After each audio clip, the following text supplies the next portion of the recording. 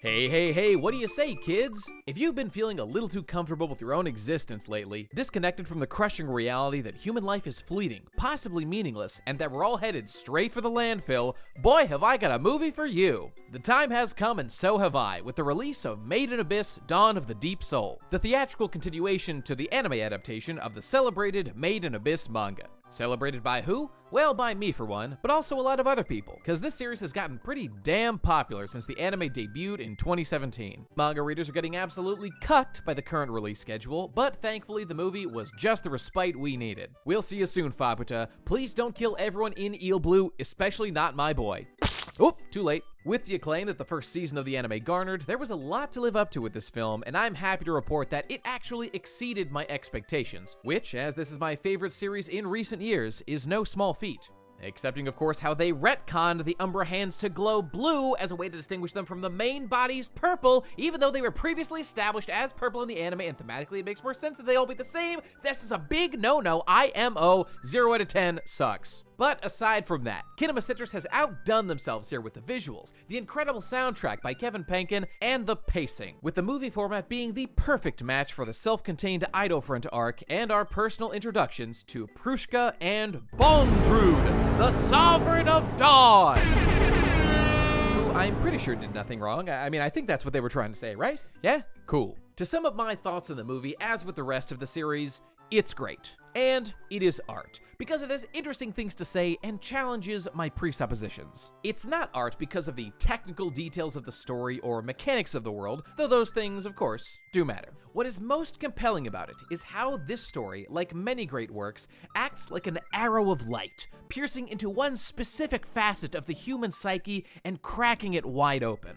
In this case, the yearning for the unknown. It's an exploration into what it looks like to see the idea manifest that, whatever the cost, whatever the sacrifice, whoever you have to leave behind, all of it must be done for the sake of the goal. In the film, this is primarily done via ya boy Bondrewd, his unwavering rumble toward scientific triumph, and the horrors it leaves in his wake. And yet, because our characters are fellow travelers, they have little time to spend worrying about the nightmares he might be inflicting on others, as long as he's not directly in their way, as we can see when our characters choose to let him live and continue his work freely, with some vague mentions of him being reformed that I don't buy and frankly would be irresponsible of them to believe. So why does this happen? Because Made in Abyss is not a moralizing story about how Bondrewd is such a bad man for doing what he did. We all know that. It doesn't need to be clarified. It's a story about one thing above all else: the journey into the terrifying unknown and the will it takes to continue along it. Anyway, me and Digi discussed the intricacies of the film at length over on our Content channel, along with a bunch of other series, so go check that out to hear more. Big things happening over there. As a matter of fact, I really only have one complaint to make about the film, and it's that I personally didn't get to see it in theaters the way God intended. The movie released in Japan in January 2020, with the original stateside release scheduled for April, and I was gonna be there, but then it got bumped cause of the coof. And yeah, it did release in a couple theaters a few weeks back, but I wasn't paying attention and I missed it. Goddamn Rona, truly, this is the worst thing to come of that shit. I mean, seriously, listen to that score. It was meant to be heard crashing down from all sides in Dolby Digital sound, and they took that away from me. This is what it feels like to get cucked. But it makes me think back to the last release like this, an anime movie I actually care about coming to US theaters, that being the Konosuba movie last year, which was a phenomenal good time, and I hope to go to more like it in the future. If this thing is ever shown again in theaters, let me know. But I think I've made my point about this movie. I got spooked, I got booked, and I loved it. It's an incredible film, and while it is basically a prerequisite that you watch the anime first, I recommend it to everyone.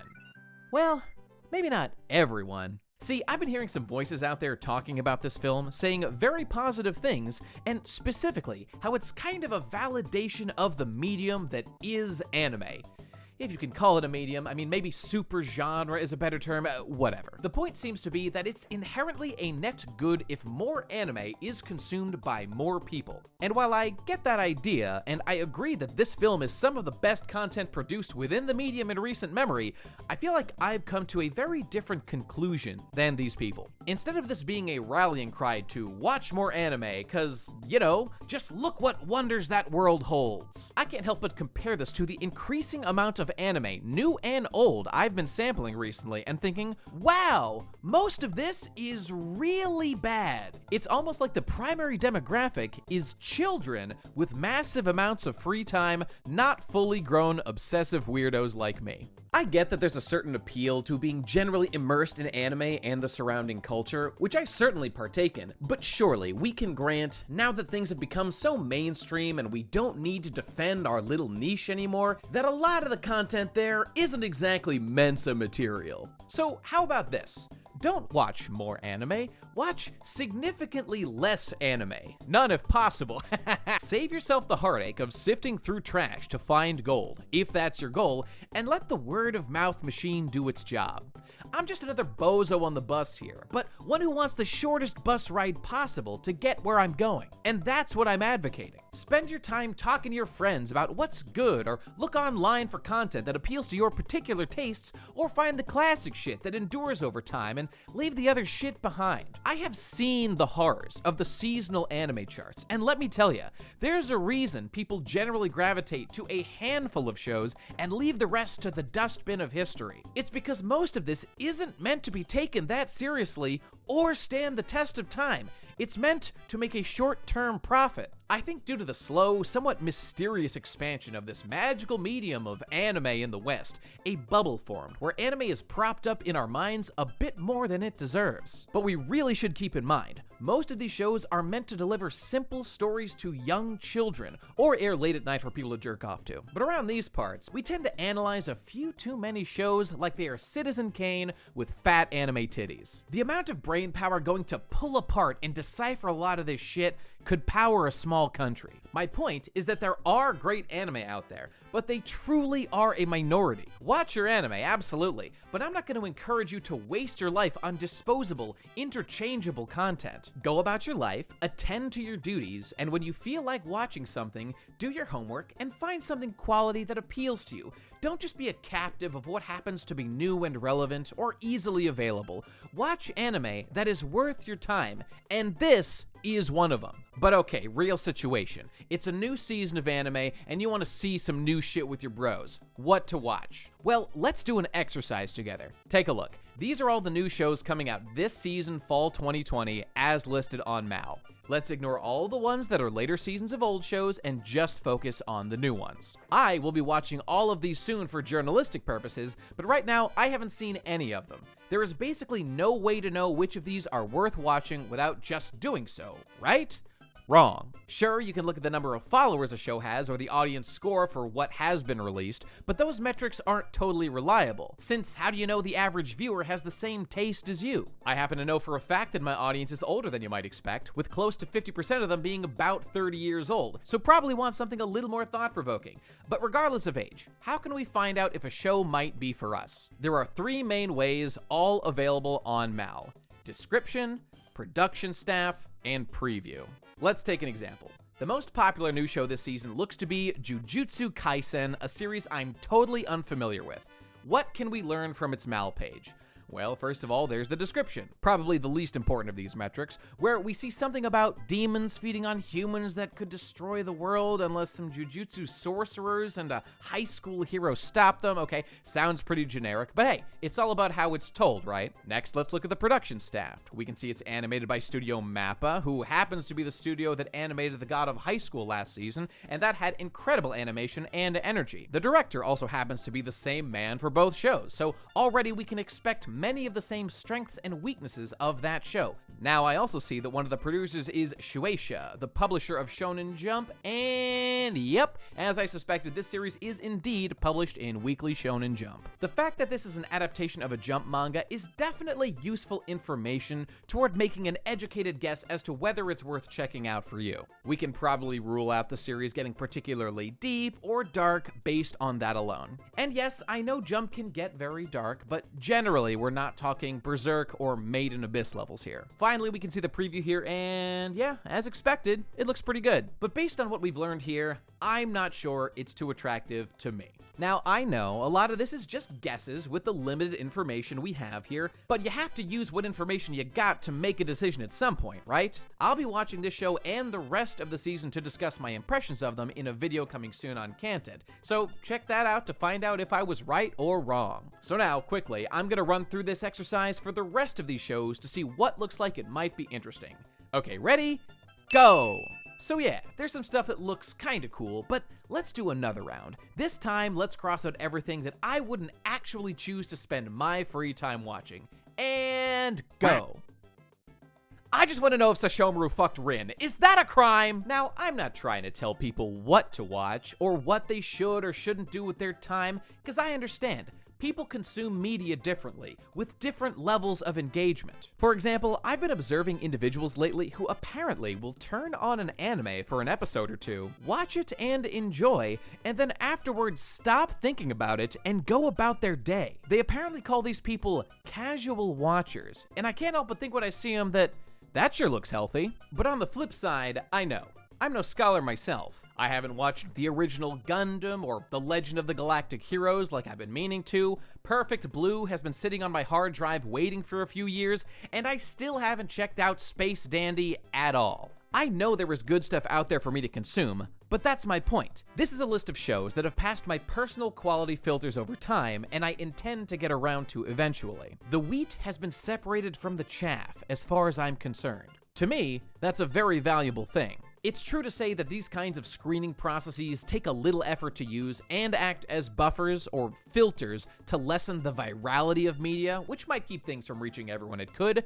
But is that so bad? We are talking about entertainment media here. It's not life or death, like my Brazzers subscription. And I am aware this approach is the opposite of how a smart YouTuber promotes and capitalizes on hype to eke out a living for themselves. But hey, that's why I've got content. But on the subject of filters, let's go back to Made in Abyss for a minute. It's got filters, many filters. It's just that they're baked into the content itself, not the marketing. Consider this. Was the frequent nudity of the children necessary to tell this story? The particular gory detail and bodily mutilations? How about the unsettling implications of this line? Artistically speaking, yes, since they add to the depth of the work. But narratively, no, not really, as there are infinite ways to tell the same story. Regardless of that, I'm glad they're all there. They add unique flavor and filter out the non-hackers who are not able to handle a little rough stuff to see the larger point being made, even if that point is that this gets Tsukushi off. And that is okay.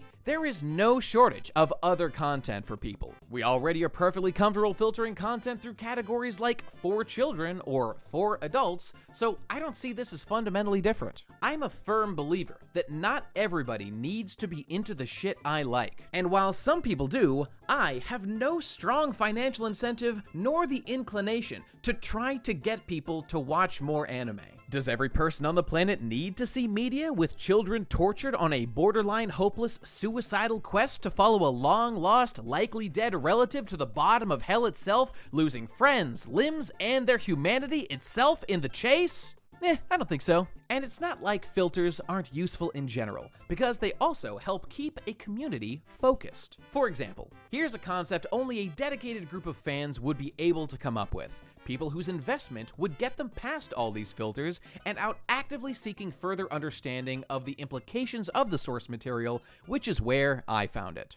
There is a song in the Made in Abyss soundtrack that is the de facto main theme of the show, called Hanezeve Caradhina. It plays numerous times throughout the series in various forms, but most importantly in episode 1, when Rico first introduces Reg to the Abyss. Just watching the show, you'd come to recognize the song and how it's played at important moments in the story, but what you wouldn't know immediately is that this song, with its distinct vocals, was created with a very specific intent. If you're wondering what language the song is sung in and what the meaning might be, that's understandable, because the language doesn't exist. The composer Kevin Penkin has explained in interviews that, inspired by bands like Sigur Rós, he decided to emulate a feature of their music and construct the vocals out of gobbledygook sounds. The purpose of this is to build upon the themes of mystery and discovery that undergird the series, to deliberately create an additional sense of the unknown in the vocals of the song, onto which all listeners, whatever their spoken languages, can project their own feelings and interpretations,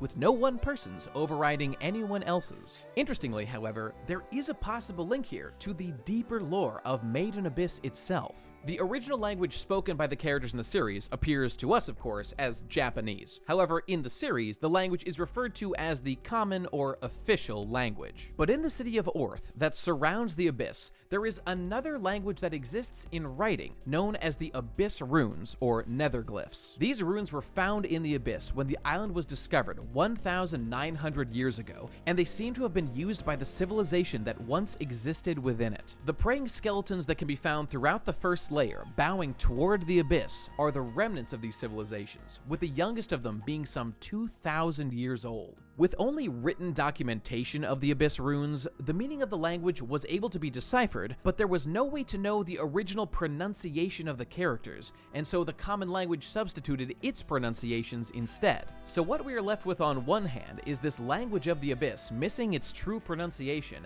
and on the other, the de facto main theme of Made in Abyss, in which an unknowable language is sung, with the meaning open to interpretation. Is it possible that these vocals were meant to represent that lost language? With the links between the runes, the praying skeletons, the Abyss itself, and the usage of Hanezeve Caradhina, it's also been theorized that perhaps the meaning of the song is meant to be celebration or prayer to the Abyss. As the praying skeletons imply, the Abyss is in fact worshipped by delvers old and new as a substitute for God, both giving and taking life into itself. The euphoric sound of the song would certainly fit the bill, so could it be that this song was once sung by the ancient civilization in honor of the only God they've ever truly known? While this theory isn't entirely without basis, is there any proof that it is true?